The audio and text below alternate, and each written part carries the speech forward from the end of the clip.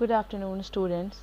In the previous class, we have started chapter 2 of computer, that is Microsoft Access 2010, in which we have studied about keys and also about different type of keys that is used in RDBMS, that is about primary key, super key and candidate key. We have also studied about creating table in design view, setting of field properties. After that, we have studied how we can insert and delete a field in a table.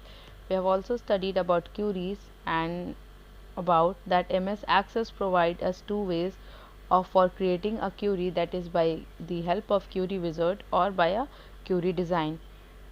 We have also created query using wizard.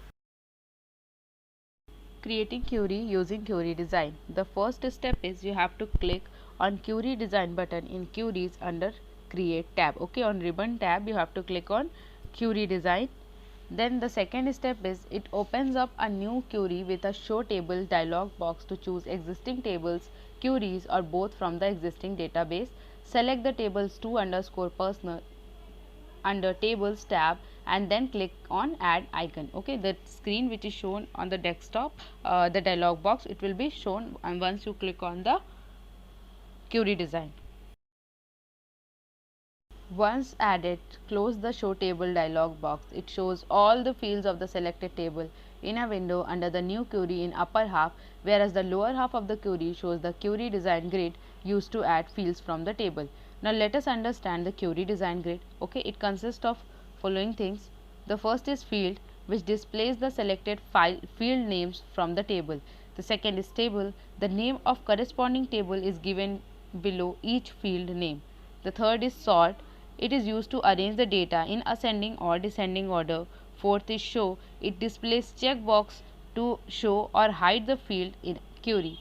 Fifth is criteria, which contains the condition on the basis of which the records will be displayed in query.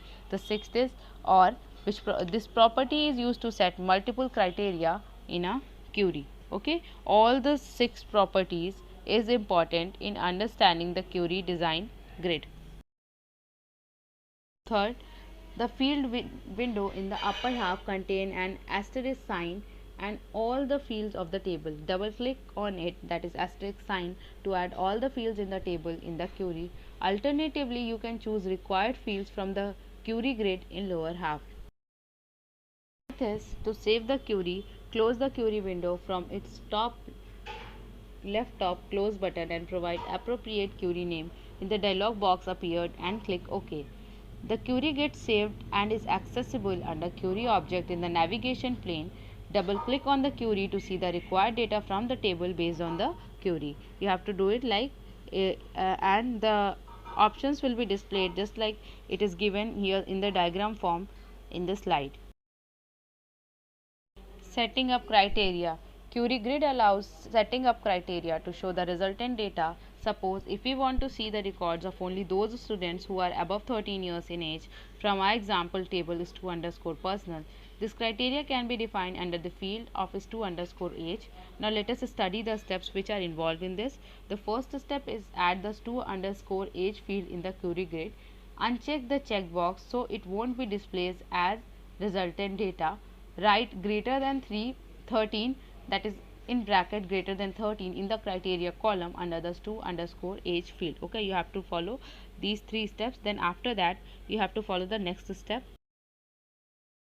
The fourth step you have to save and execute the query. Okay, now the diagrams which is shown, okay, by this way you are going to see the output on the desktop. Creating queries and using multiple tables. Sometimes a user may need to generate clear information from database which exist in different tables.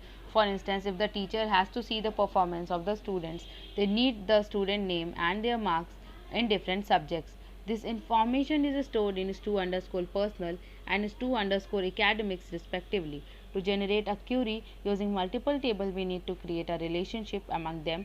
A relationship is created among table using a field common to both table, most ideally a primary key.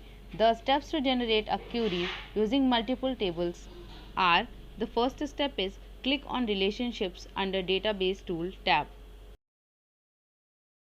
Once you did the step 1, then step A, the sub step you have to do. What happened after that? The show table dialog box appear. You have to select the table and click on add to add tables in relationships window. You can see the pictures like this. You will see the screen. Okay, such kind of thing will appear on the screen. Now, to create a relationship, you have to simply drag a field from one of the table to a field on the other table. The condition to create relation between tables is that it is mandatory for both the fields to have identical data type in each table. Edit relationships dialog box appears. Okay, you can see the edit relationship dialog boxes appeared on the screen. Just like that, you will get to see on your screen. Now you have to click on create to create the relationship among the tables. The dialog box like that connecting line represents relation will show. Okay, now the second step is you have to click on query wizard under create tab and choose the simple query wizard from the dialog box. Then click on next. The third step is you have to select table stu underscore personal from table queries list to select personal information of the student. Within bracket is stu underscore id, stu underscore name, stu underscore f underscore name, and move the fields from the available field to the selected field list like it is shown in the figure. Step 4 is you have to select the other tables stu underscore academics from table queries combo list box to select marks of the students like English underscore language, English underscore literature, literature, maths, SST, science, etc. and move the fields from available field to the selected field list. The dialog box will appear like that. Okay, you have to click on next. Fifth step is that you can choose either detail or summary under the type of query you want to generate. Select detail and then click on next. The sixth step is you have to type the name of the query. You can type whatever name you want to give it to the query, and then you have to click on the finish to view the information. The query wizard then shows up detailed performance information which can later be accessed under query object from the navigation pane. Creating reports. Reports are the formatted version of data used to display it in a presentable manner. MS Access allows creating the reports based on tables and queries both. You can generate a report anytime for a table or query by selecting the table or query from navigation pane and clicking on report under create tab. The report wizard helps in creating presentable organized report. The data in the report cannot be edited. The steps to generate a report using report wizard are following.